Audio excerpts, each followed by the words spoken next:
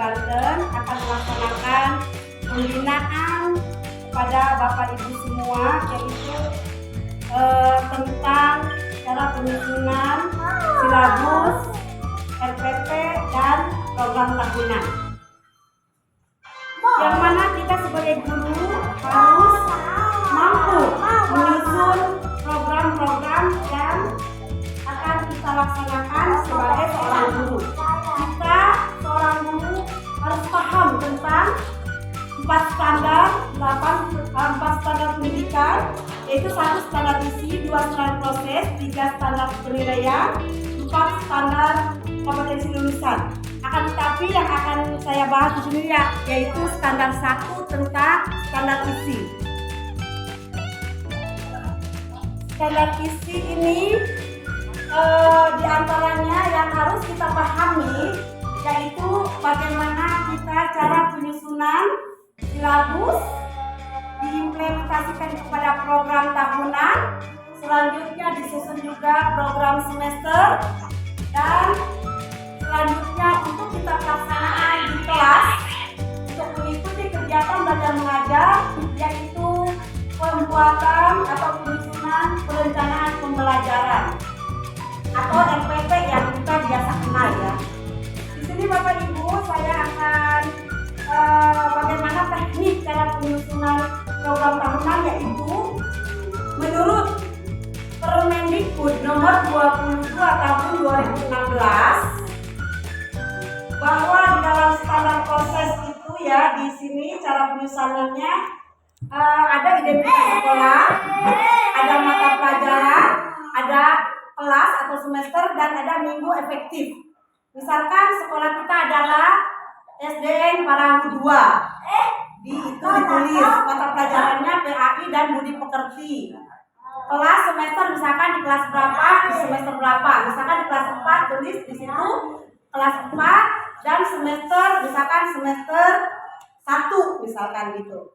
Misalkan untuk minggu efektif dituliskan, misalkan kalau karena ini adalah program tahunan, maka di kelas semester itu ditulis kelas 4 dan semester 1 dan 2. Minggu efektif, alhamdulillah di sekolah kita ini memiliki minggu efektif di tahun pelajaran 2022-2023 ini memiliki minggu efektif 35 minggu selama 1 tahun. Maka di dalam minggu efektif itu dituliskan 35 kali jam pelajaran per minggu yang tercantum atau termuat di dalam muatan kurikulum kita. Karena kita di sini masih menggunakan kurikulum 2013. Jadi di situ nanti kebetulan mata pelajaran pendidikan agama Islam ini jam yang harus kita laksanakan selama 1 minggu itu yaitu 4 jam pembelajaran. Maka untuk mengisi minggu efektif di kolom minggu efektif ini ambil kayaknya. Minggu efektif ini diisi 35 kali 4 JP gitu ya. Dan di dalam program tahunannya itu memuat kompetensi dasar, materi pelajaran, alokasi waktu, dan keterangan. Kompetensi dasar kita tinggal memuat misalkan 1.1, 2.1, dan seterusnya. Materi pembelajaran disesuaikan dengan materi yang ada pada KD tersebut. Alokasi waktu ditulis misalkan 1 tahun itu misalkan 1 KD ya ada terdiri dari berapa alokasi waktunya, dan keterangannya ditulis dengan jumlah JP. Itulah Bapak Ibu ya cara penyusunan program tahunan.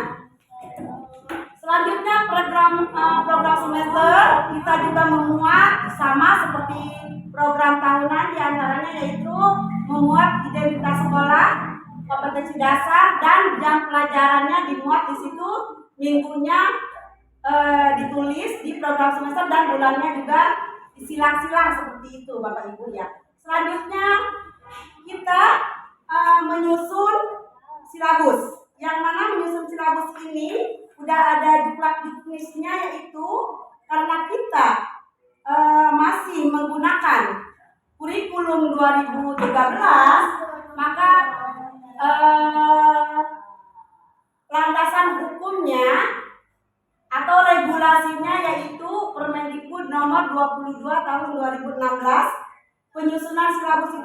sama sebetulnya dengan menyusun RPP. Udah penilaiannya. Kalau jumlah jam kan ada di situ alokasi waktu ya Bu. Jadi di alokasi waktu ditulis Ibu berapa menit, misalkan berapa jam, misalkan di dalam RPP di dalam muatan kurikulum mata pelajaran PAI dan budi pekerti itu dalam 1 minggu adalah 4 jam pembelajaran. Maka di situ ditulis 4 jam 2 kali pertemuan misalkan gitu. Dan jam kita di SD jam pembelajaran itu 1 jamnya adalah 35 menit. Misalkan kalau 4 jam berarti 35 kali 4 berapa itu? 100 berapa menit semuanya? 140 jam. Misalkan kalau dalam 140 jam itu nggak mungkin kan kita sampaikan dalam 1 kali pertemuan. Tentu dibuat 2 kali pertemuan. Berarti 1 kali pertemuannya yaitu 70 menit. Gitu. Dan penilaian, di dalam penilaian ini kita kan di komponen terakhir ya. Komponen terakhir itu penilaian. Misalkan dalam penilaian ini bentuknya mau apa kita? Kalau tadi kaitannya misalkan kita menyampaikan materi tentang duduk, maka yang paling penting menurut saya untuk mencantumkan bentuk penilaiannya yaitu performan, unjuk kerja. Maksudnya si anak itu secara satu-satu ke depan ya, ada bukan ke depan maksudnya diajak ke tempat yang ada wudhunya, kayak di sini kan ada keran, diajak berwudhu, kita lihat gitu kan satu persatunya begitu. Itu lebih efektif menurut saya untuk penilaian pada materi tentang tata cara berwudhu. Gitu. Bagaimana Bu? Sudah bisa dipahami? Ya, terima kasih. Ada yang lain? Bagaimana cara menyusun RPP yang baik dan singkat? Oke. Cara menyusun RPP itu Pak yang baik dan singkat adalah kita harus sesuai dengan Permendikbud nomor 22 tahun 2016. Itu adalah Duklat Duknis kita untuk penyusunan RPP. Yang ada komponennya itu udah jelas, sudah ada ya Pak di dalam Permendikbud yang saya utarakan tadi. Gitu ya Pak ya. Jadi tidak bisa diringkas atau tidak bisa dipotong begitu. Harus semua komponen dari A sampai M, urutannya itu dari A sampai M harus tertuang di dalam RPP kita gitu. Kalau kita misalkan menulis pengen diringkas yang terdiri dari mulai A sampai M itu komponennya itu tidak bisa. Mengapa? Berarti kita udah menyalahi aturan cara penyusunan RPP. Bagaimana Pak? Sudah dengan jawabannya dia sama-sama. Assalamualaikum warahmatullahi wabarakatuh Ibu. Waalaikumsalam warahmatullahi wabarakatuh Bu. Apa kabar hari ini Ibu? Alhamdulillah kabar baik, sehat. Alhamdulillah. Kedatangan saya ke sini, mohon maaf apabila mengganggu waktu Ibu. Enggak, kita sangat bersyukur telah kedatangan Ibu ke sini. Mudah-mudahan memberikan pelajaran yang baik bagi SDN kita. Tujuan saya datang ke sini Ibu yaitu 1 silaturahmi, kedua yaitu saya akan melaksanakan pemantauan 8 standar nasional pendidikan di SD Negeri Parahu 2 ini. Akan tetapi yang akan saya pantau hanya 1 standar saja yaitu standar proses. Itu lanjutkan. Hanya 1 standar yaitu standar proses. Ini saya akan mengajukan ada beberapa pertanyaan ya Bu. Yang nomor 1 yaitu apakah sekolah ini mengembangkan silabus yang memuat komponen identitas mata pelajaran, identitas sekolah, kompetensi inti, kompetensi dasar, materi pokok, kegiatan pembelajaran, penilaian, alokasi waktu, dan sumber belajar. Ya, Bu. Alhamdulillah, terima kasih telah berkunjung ke SD Perahu 2 yaitu SD kita ini Bu. Di sekolah kami SDN Perahu 2 ini Bu masih menggunakan kurikulum 2013. Maka kami mengembangkan silabus sesuai dengan Permendikbud nomor 22 tahun 2016. Dan kami mengembangkan RPP dari silabus secara lengkap dan sistematis. Baik, oke, sudah sesuai berarti ya Bu ya. Ya, insya Allah. Baiklah, pertanyaan selanjutnya yaitu apakah sekolah ini melaksanakan proses pembelajaran itu ada yang lebih dari 36 siswa per rombelnya Bu? Tidak, Bu. Kebetulan di sekolah kami ini ada 6 rombel. Jadi tidak ada satu rombel itu tidak ada yang melebihi dari 36.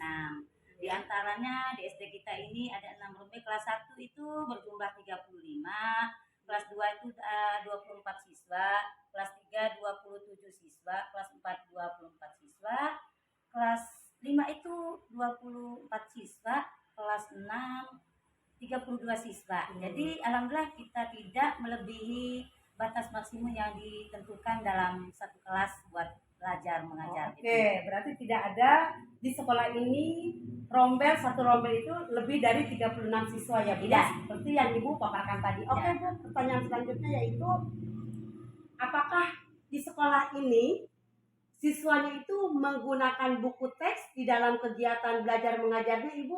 Dan bagaimana cara pembagian buku teks itu? Apakah setiap siswa rasio satu buku atau seperti apa Bu? Mohon dijelaskan Bu. Ya alhamdulillah. Untuk buku pelajaran Bu mencukupi dalam satu siswa itu kita tercukupi untuk satu siswa itu satu buku. Alhamdulillah kegiatan belajar mengajar kita belajar dengan lancar. Alhamdulillah. Bukunya mencukupi. Sesuai. Jadi rasionya satu orang satu buku. Satu buku. Pertanyaan terakhir Bu dari saya yaitu apa metode apa yang digunakan dalam pembelajaran di sekolah ini kaitannya dengan kurikulum 13 atau kurikulum 13 Bu? Mohon informasinya. Ya. Kami menggunakan metode saintifik ya Bu ya. Oh, oke. Karena Yaitu 13 ya. kami menggunakan langkah-langkah saintifik itu. Ada berapa langkah Bu? Ada 5. Ada 5 langkah. Di antaranya apa aja Bu langkah-langkah itu Bu? Mengamati siswa itu melatih keseriusan, kecerdasan dalam mengamati, mencari pelajaran. Oke. Yang kedua Bu? menanya. Menanya. Anak harus mengembangkan rasa ingin tahu dan selalu bertanya. Iya. Yang ketiga Bu? Ketiga mencoba. Anak itu selalu berpikir kreatif, selalu ingin mencoba.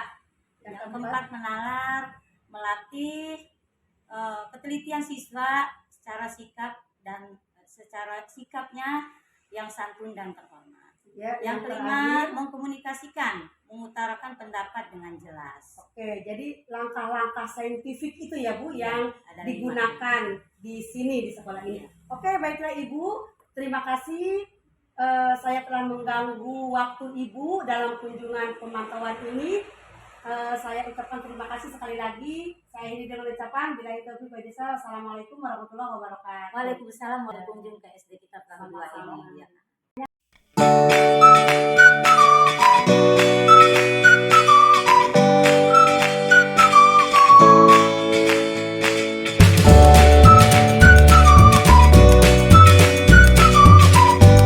Assalamualaikum Ibu.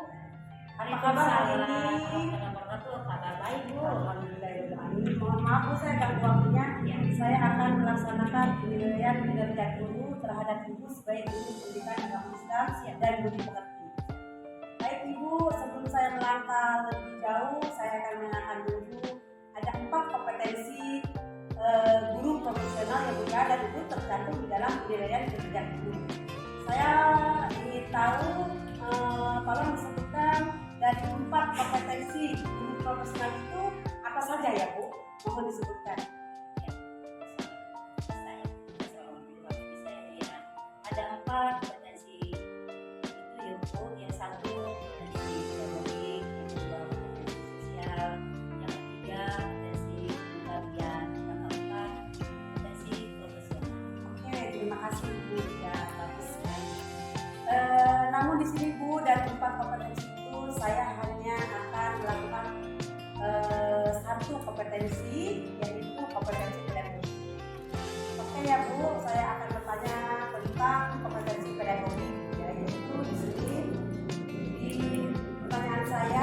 bagaimana kondisi peserta didik di kelas yang Ibu ajar dilihat dari aspek fisik, kecerdasan, emosional, moral, dan latar belakang sosial budayanya. Mohon dijelaskan secara rinci ya. Ya, peserta didik di kelas saya atau di SD Perahu 2 ini Ibu ya, sangatlah majemuk dari segi fisik. Ada yang tinggi, ada yang pendek, ada yang gemuk, ada yang kurus, ada yang sakit, ada juga yang sehat-sehat saja. Dari segi kecerdasan ada yang cepat, ada yang lambat dalam menerima pelajaran. Dari segi emosional ada yang sensitif, ada yang suka marah, ada yang biasa-biasa aja, yang namanya anak-anak ya Bu ya. Dari segi sensitif ada yang suka marah, ada yang biasa-biasa saja. Dari segi moral ada yang sopan, ada yang tidak sopan, ada yang marah, ada yang ramah. Dari segi sosial budayanya ada yang berasal dari suku Sunda, Jawa, Palembang, Batak, macam-macam ya. Sangat majemuk ya Bu ya. Betul Semuanya ya, apa yang ada di daftar hadir tertulis. jadi Bu memiliki catatan khusus ya Ada tentang ini ya. catatan. Di daftar hadir di absen ya Bu ya. Absen, Oh, absen ada. itu sudah memuat ada tentang kesehatan fisik, Ada gitu ya Bu ya, berat badan gitu ya. berat badan. Oh, kecerdasannya yang kurang yang lebih begitu. Oh, Ibu mencatat hal itu di dalam daftar hadir. Ada. Betul. Terima kasih Ibu. Selanjutnya Bu, apakah Ibu mengetahui potensi-potensi dari peserta didik Ibu? Ya, itu saya sudah mengetahui dan saya mengelompokkan dari setiap potensi peserta didik sesuai dengan gaya belajar mereka masing-masing. Pertanyaan yang ketiga Ibu, apakah Ibu mengetahui kemampuan awal peserta didik dalam berbagai bidang pengembangan? Alhamdulillah mengetahui. Karena kami sebelum anak-anak diterima di sekolah kami ini nggak mengadakan tes kemampuan dasar dan Jadi ada tes dulu sebelum mereka diterima di sekolah ini. Oke Ibu, terima kasih. Mungkin hanya ini yang saya tanyakan karena waktu kita ya yang terbatas. Saya ucapkan sekali lagi terima kasih atas jawaban-jawaban dari pertanyaan-pertanyaan yang saya ajukan kepada Ibu terkait penilaian kinerja guru ya Bu ya. Terima kasih sekali lagi. Saya mohon maaf telah mengganggu waktu Ibu. Kita akhiri dengan ucapan wassalamualaikum warahmatullahi wabarakatuh. Waalaikumsalam warahmatullahi Makasih wabarakatuh. Ibu.